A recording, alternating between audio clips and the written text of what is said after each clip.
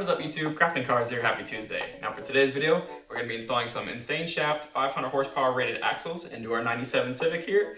For those of you who may have missed it, a couple weeks ago on my way back from the dyno, I snapped an axle on the driver's side, so yep, time to replace them and might as well upgrade at the same time. So I'll be kind of walking through the whole process just in case you want to do the same upgrade to your car. And then towards the end of the video, I'll be showing you guys my completed wheel restoration project and all the snippets of videos I took of that along the way. And yeah, it turned out really cool, so can't wait to show you guys that as well.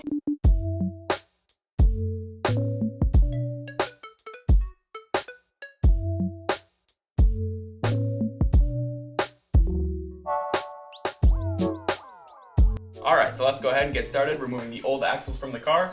Now this process is basically the same on both sides of the car. The only difference is on the passenger side, you'll actually be pulling the axle out of the transmission, so there will be some fluid leaking, so it's a good idea to have a drip pan. When you pull the axle out of the driver's side, you'll actually just be pulling the axle off of the half shaft, so there's no fluid leaking there, so that helps quite a bit. And a couple other things I have around me here just to make the job a little simpler is I use a M18 half-inch impact to break this axle nut loose. Otherwise, you're going to want the car on the ground, a big breaker bar, and a 32mm socket to break that loose. I got my lug key to take the wheels off, and then most of the bolts and nuts for like the strut fork assembly and everything we have to disconnect is a 17mm, so not a bad idea to have some 17mm on hand, as well as your impact and ratchet, you know, just all your basic stuff. So yeah, I suppose now let's get started. Go ahead and take the wheel off first.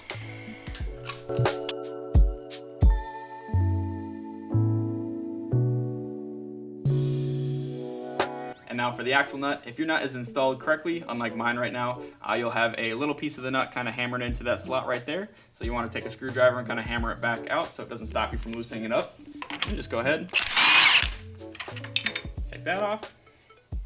So next I'm going to remove this clip here and castle nut off the lower ball joint. Then we're going to take out this through bolt here that goes through our lower control arm. Now this is a 19mm and this is a 17mm.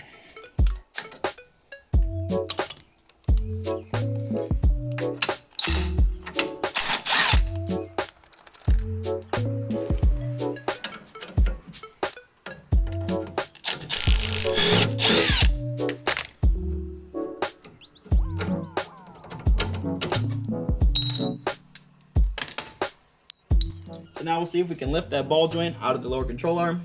Sometimes it comes out easy, sometimes you have to use like one of these pickle forks to separate them, but we'll see.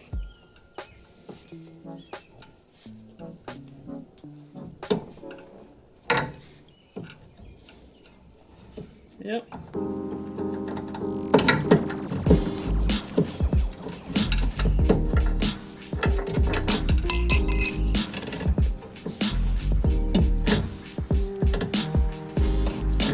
Come on. There we go. Alright, so now it's time to pull the axle, so go ahead and get your drip pan ready. I have a pry tool here, and I like to put it in between the little axle there and the bell housing, and that's where we're going to start to pry. Now, I'm going to need 2 hands for this, so let me set the camera up and we'll get this thing popped out.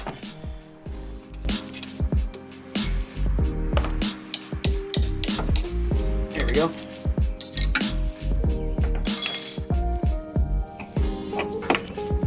Alright, and it's out. Now chances are with these old cars that your axle is going to be stuck in these splines on your hub. If that's the case, just take your axle nut, thread it back on a little bit, and beat it with a rubber mallet.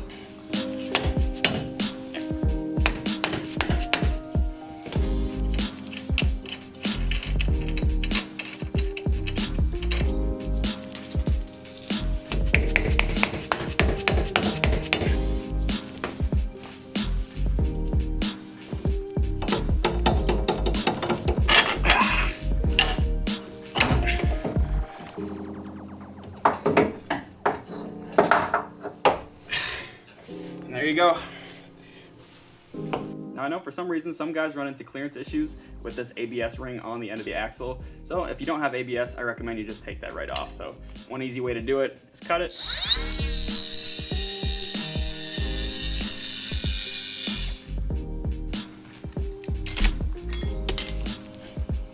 So now we can go ahead and throw in the new one. Never hurts to put a little bit of anti-seize on the splines. And just like when we pulled it out, the axle's got to go through the lower strut fork here, like So, you can line it up.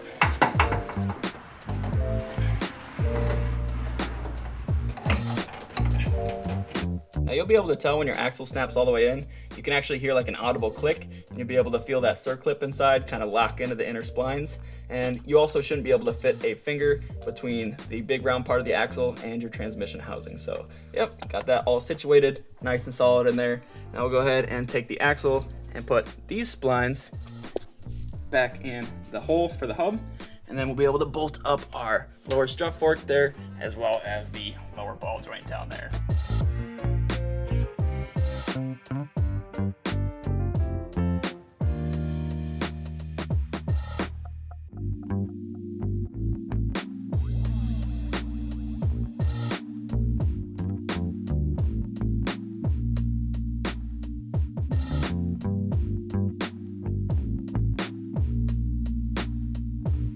Now since this strut bolt here is going through a bushing, I actually don't tighten this one down all the way until the car is completely lowered on the ground and the suspension is compressed. And it looks like these axles come with new nuts, so that's nice. Just kind of zip that on for now. And we'll torque that down when we get the car back on the ground. For those wondering, the torque on this axle nut is 134 foot-pounds, and once you're done torquing it, you're going to want to go ahead and hammer the nut into this little slot here. Now for the driver's side, we're already halfway done because we already pulled the broken axle out of there. So now we just got to install the new one. And like I said, it's pretty much exactly the same process as the passenger side of the car, only instead of us putting this axle right into the tranny, we're just going to be connecting it to the half shaft right there. So very straightforward.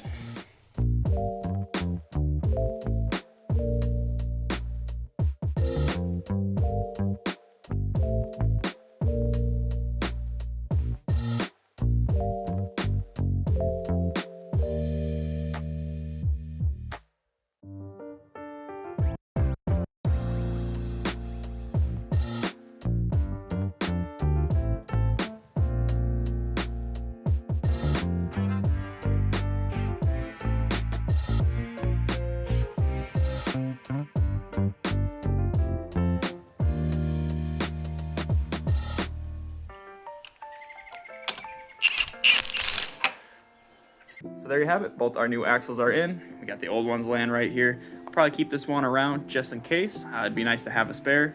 And then for this one, I'll probably just hang it up on the wall. It's kind of fun to look at. So like I said earlier, for those of you guys who after your axle install, you're ready to get back out on the road, make sure that you torque your axle nuts down to 134 foot-pounds once you have the car back on the ground and knock in that little tab. And then all your bolts that go through the bushings, like the ones on the strut forks, make sure you do a final torque on those and make sure that all your castle nuts have the safety pins in them so those don't back out either. And it's really as simple as that. Swapping axles on these cars is very easy.